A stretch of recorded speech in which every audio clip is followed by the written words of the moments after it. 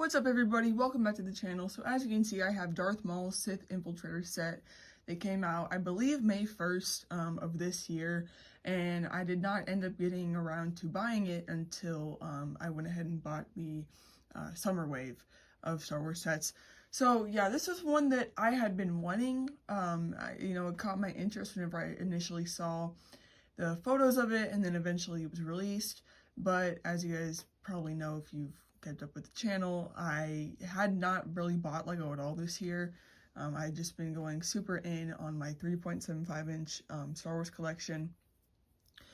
So I knew that if I did not end up picking up this set and it got retired, I would just be so regretful of not getting it, and I am so glad that I did get it because this set really exceeded my expectations, especially because a lot of the reviews I saw for it were negative, saying that it's downscaled and it's just not a good version of the model. And I say this with almost every Lego set I get, but this set is bigger than I thought it would be. It just is. Based off of what people said about it and stuff, I did think it was going to be smaller, but lo and behold, it is quite a big model. In my opinion, I feel like this is a great play scale set. And this also has been a ship that I have been wanting for years. Darth Maul's Infiltrator. It's always, I always thought it looked cool, and I love the Phantom Menace. Oh my gosh, such a great movie, and this is a very iconic ship from that movie. Even though it was not really seen much, only really on Tatooine that one time, which is what this is based off of, obviously. So on top of that, you do get a 25th anniversary figure, obviously, because this is the 25th anniversary of Lego, and that being Saw Gerrera. So let's just take a look at him first here. Here he is, looking gorgeous. What a great minifigure. Obviously, he comes with his stand, and yeah, Saw Gerrera has been in so many different Star Wars medias, Rogue One, Clone Wars, Jedi Fallen Order. He's really been in a lot of stuff, and we've never had him as a minifigure. And to get him as a minifigure alone is great. Then on top of that, we have a cloth good on the back here that is, designed and customly made for him specifically, which is just really, really cool. Let's see if we can focus here.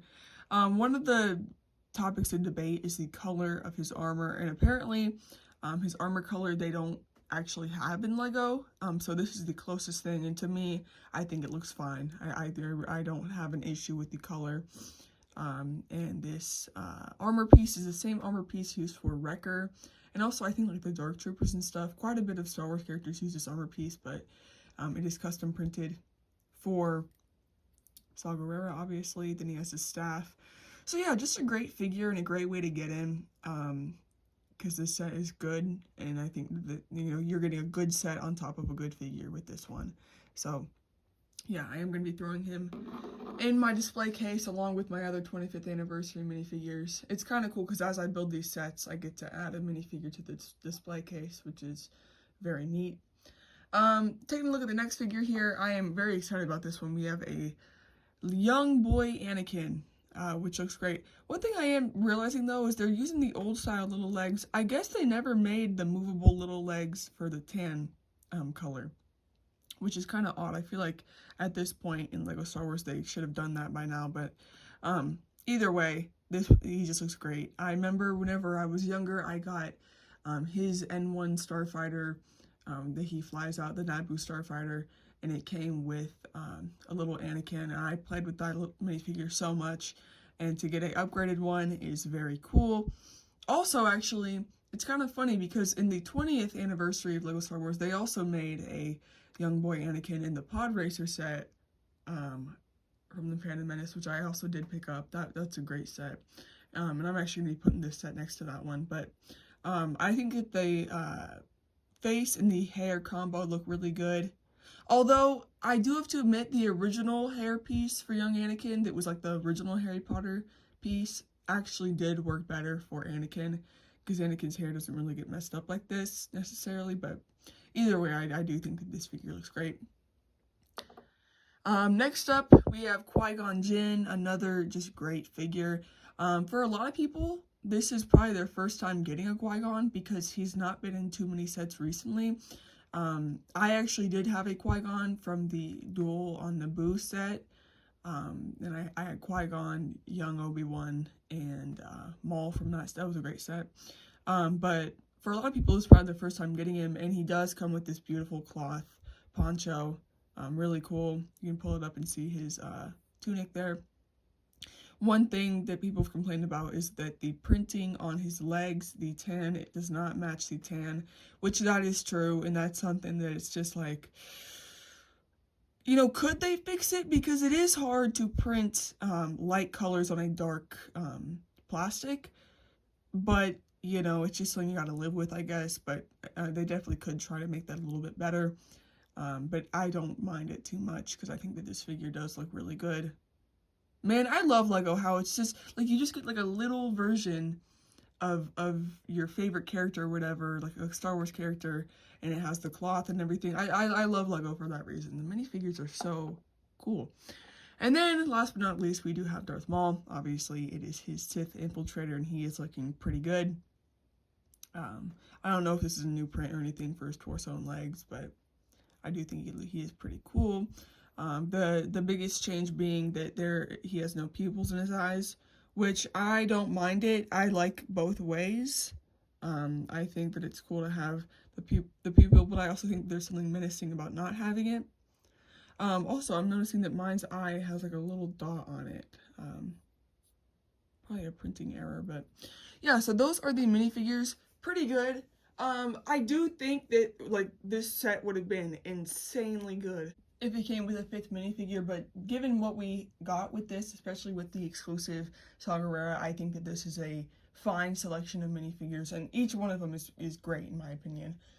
So taking a look at the build itself, like I said, it exceeded my expectations. A lot of the reviews I had, and I talked about this in my last review, you kind of just need to go into this and think about, like, if you like the set itself, if you like the ship, then I recommend getting it. Don't let what other people say about, oh, it's downscaled, it's whatever, affect you, because initially I did let it affect me, because I was like, oh, like, if people are saying that this set's bad, it's probably not that good, and I won't get it. But then I decided that I want to get all the exclusive, or not all the 25th anniversary figures, but all the ones I really like.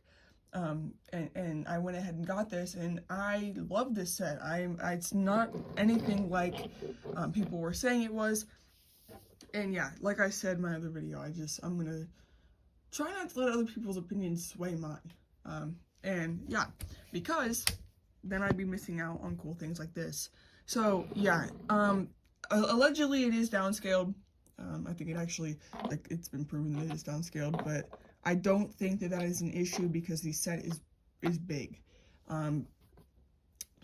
Let's see, it goes from the end, my whole arm, to about here on my forearm. That's pretty long for a ship, especially just like a ship for one person, such as Darth Maul. Yeah, and just looking at it, it looks like the source material. I think it's very good. It's pretty, it's actually a little heavier than you would imagine. It's kind of has a lot of weight in the back here, obviously where it kind of circles off. Here is what it looks like from the top down view. Yeah, just, I think they really perfected the shape of the ship. I would fly this around quite a bit in LEGO Star Wars, the Skywalker Saga. So yeah, pretty cool. Landing gear here up front. There's quite a bit of, what was I say, detail on the bottom. Oh, you guys can't even see it. We have these lights on the bottom, red and green. I don't know why, but it's there nonetheless. Quite a bit of play features as well. In the front, there are those turrets. If you hear that rattling around, it is because inside of this latch here, there's these Darth Maul droids that he sends out. There's about 4 of them in there, and you just shut the latch down, and then if you pull this up, I believe, or do you push it forward? Oh yeah, oh wow. So you pull this red thing back and this hatch drops and they all fall out. Man, they really fell out quickly. I was not expecting that. gonna have to find where the other one went. I don't know. But yeah, that's just a cool play feature. And then you'll have to like put the hatchback in and stuff. On the back here, here's a look at the back. Really seamless. I like how this all looks. These flat parts over here look really cool to me. And if I lift it up, as you can see, they made it like so that the circular part goes down to the bottom as well. So I think that looks really cool. And then to open it up, you pull this flap down, open the top up, move these to the sides, and you actually have quite a spacey interior here that you can actually pull Darth Maul's little speeder out of. This is really cool. Really neat, simple, yet effective way to have this speeder design. So really, really cool. And that speeder is iconic. One of the very first Lego sets ever made of Lego Star Wars was Darth Maul and his speeder. So that's pretty cool. And then you have these clips to put his lightsaber in. And then you could probably, I think if you want to put him in this, you can just make him sit in it by sitting on the speeder. Or he can just stand in here. But then there's also like a control panel and stuff. And then there is a specific order to close it. That being, you need to put this up first, and then these, and then that down. And then it all closes up really nice. I'm actually going to put the speeder back in though. But yeah, this is really cool. And I was wondering like how much space would be in here. And it's a lot. They really give you a lot of space, given what the set is. So yeah, and then obviously we have the wings on either side of the ship that can open and close. Or they can, you can like move them around however you want it. And yeah, so that is the ship itself. And I am, again, so pleasantly surprised with it. I'm so thankful I was able to finally bite the bullet on it. Because like I said, I had kind of let other people's opinions sway my opinion. And that's just not right, because the set's great and I love it. And honestly, that's why I might stop watching certain people's reviews on YouTube of sets, just because I don't want to have negative outlooks on something that I don't even own yet, So yeah, great set. I also don't know if I mentioned the price. It is $70, which in my opinion, I think that's fair for what you're getting. You're getting some great minifigures and a beautiful design of Darth Maul's Sith infiltrator. If it was any more, if it was 80 or any more, I feel like it'd be teetering on like, okay, it's a bit of a price, but 70 I think is fair for this. So anyways, guys, if you did enjoy the video, make sure to hit like, and I'll see you in the next one. Peace.